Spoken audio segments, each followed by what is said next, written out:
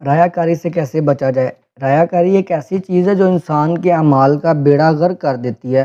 اہل تصوف میں دکھاوے سے بچنا بہت ضروری ہے۔ عارفین کہتے ہیں ایک بندہ ہے جو شہرت کو پسند کرتا ہے تو اس کا مقصد اللہ تو نہیں ہے، اس کا مقصد تو شہرت ہے، وہ شہرت کا غلام ہے۔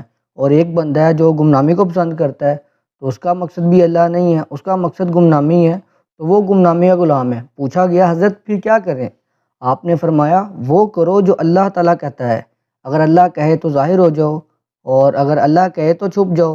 یہ اصل دکھاوے سے بچنے کا طریقہ کار ہے اور کوئی راستہ نہیں ہے۔ آپ جو کریں گے آپ کے اپنے نفس کی جانب سے ہے، تو جب تک نفس کٹے گا نہیں تو آپ اس کی خواہش سے کیسے بچ سکتے ہیں؟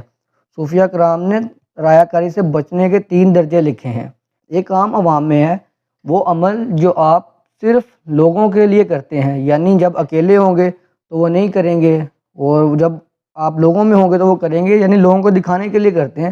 دوسرا درجہ یہ ہے کہ جب کہ کوئی آدمی کسی کی مداح خوانی کرنے میں یا اپنی مداح خوانی کروانے کے لیے کوئی عمل کرتا ہے، یعنی بوس بیٹھا ہوا ہے تو اس کے سامنے کوئی ایسا عمل کرنا ہے کہ جس سے اپنی مداح خوانی ہو یا کسی اور کی مداح خوانی ہو، تو یہ دکھاوا ہے۔ تیسرا درجہ ہے آدمی نیک اعمال کرتا ہے اللہ کو دکھانے کے لیے۔